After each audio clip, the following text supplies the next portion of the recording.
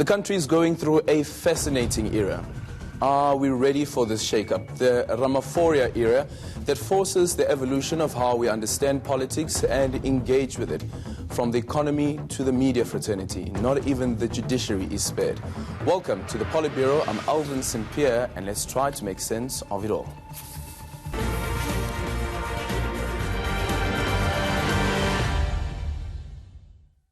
The narrative that the president is beholden to white business interests is probably going to be a problematic one for him. Obviously, that narrative is a designed narrative. It's a designed narrative to actually challenge the moral standing of President Cyril Ramaphosa. But if it was a legitimate narrative, number one, the legitimacy of obtaining, the legality of obtaining those documents will not be contested.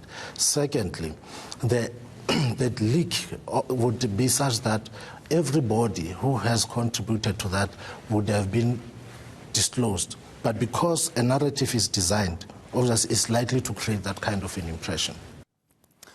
Well, if you're a social media follower, you may have noticed yesterday hashtag Ramaphosa must fall trending. This follows the Sunday Independent article alleging 1 billion rand in donations to President Cyril Ramaphosa's CR17 campaign. A number of donors are listed in the article, including businessman Nikki Oppenheimer. Enters the new political party, the African Transformation Movement. Its president, Vuyo Zungula, tweets. Let's check what the tweet says. Okay, the tweet is not there. But anyway, this is what he said in the tweet. He says that a president who is in the pocket of the wealthy cannot serve the poor masses of our country. Hashtag Ramaphosa must fall. And Zungula joins me now in studio. Good morning and welcome to good morning, welcome to PolitBureau. It's not the radio, you're on TV. Welcome to PolitBureau. Why this particular sentiment? Why must Ramaphosa go? Firstly, he has misled Parliament. Secondly, he keeps on continuing to speak as if he's a president that is there to serve the people, whereas he's trying to hide the fact that he's in bed with the big corporates in the country, the very same big corporates that have led us to the situation that we're in. Because if you look at the unemployment rate, it keeps on going up, and if you look at the inequality level, so basically we do not have a president that will be there to represent the interests of the people. Mm-hmm. But why is it a problem if the donors are white? No, it's not an issue if the donors are black or white. The issue here is that if you have a person that gets close to R1 billion to contest his presidency for his own political party, surely those people expect favors in return. Now, the favors that they will expect in returns, they might compromise whether he acts in the interest of the people or he acts in the interest of the funders. People have been saying, there's no free lunch. There's no way people give him close to R1 billion and do not expect anything in return. How's this any different to a political party that receives private funding? Your party received private funding as well, right? Where did you get the money from? We got it from our members. Yeah, but that's private funding. No, it's not private funding. No, you may not have gotten it from a business, but it's from private individuals, right? It's been gotten from the people who are the members of the party. It's not different from a membership fee, because the people understood that we needed to campaign and they donated out of their own free will. And out of the thousands and thousands of people, there's no one person or 10 people that will have a significant influence on our policies as a party. Here we've got a situation whereby you've got a person donating like 120 million. Obviously that person will call the shots one way or the other. So what's your next step as the African Transformation Movement? Our next step is to observe the remedial action when it's taken to court. Now, when it comes to because this comes from the revelations in the Public Protector Report. However, what we'll push for is for the broadening of the scope of the state capture inquiry to look at how this might influence the decisions of the sitting head of state when it comes to awarding tenders and doing his business as leader of government. And how do you do that? How do you then try and influence the State Capture Commission of Inquiry to also look into these allegations of whether or not there have been any favors that have been received by the private donors of this particular campaign? Basically, we're going to have to write, we're going to write to the commission. But if you're to look currently, the information that we have currently is that, for example, Aspen was donated there. They got a huge tender to roll out ARVs. So clearly, by that one specific donor, something has got to give. Any person can see that these people are starting now to receive their return on investment. But isn't the Aspen deal, wasn't that tender awarded in 2015?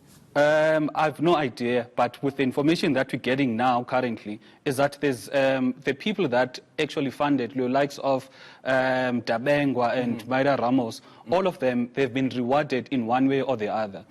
So, and then in Parliament, what is it that you can do? Will you, as the African Transformation Movement, push for a motion of no confidence in the President, that the President should be impeached? I think the best way for the President is to voluntarily resign, because you know, when it goes to impeachment, it's something else, motion of no confidence. The best thing that he can do for himself and his party to save his party from the embarrassment is to peacefully step down, allow another person who is free from all of these issues that he's facing, because currently we're going to have a president that will keep on going to court to defend his name and all of those things, instead of having a person that will work towards the improving of the lives of our people. And who's that person who can replace him? South Africa has got close to 58 million citizens, so there's a lot of people. ANC is the majority party, so there's a lot of ANC people that they can choose among themselves who can best lead. Give us an example. I do not want to speak about ANC politics. I just want what's best for the country. The ANC must decide. But you are the ones that are saying that the ANC president must resign as the president of the country. So yes, we're already in that field of discussing ANC politics. What we won't do. If the president then resigns, who do you envisage should be taking over? We because can't, I'm sure you want an ethical leaders, right? Yes, yeah. There's a lot of ethical leaders. If the ANC is desperate, they could look at Kgalema Motlanthe, they could look at former president, they can look at many people within themselves. But what we can't do as ATM, we can't dictate to the ANC who they must appoint as a leader. Okay, and you will not be pushing for a motion of no confidence in the president? Not at this moment. Not at this moment. What is it that will push you over the edge? Look, we're having this, the report of the public protector is going to be fully examined by the court. Once there's a final determination there, we'll make our next step. Okay, just a quick one. How's the party doing? Doing very well. We've been going around the country, speaking to the people, finding out what's their issues.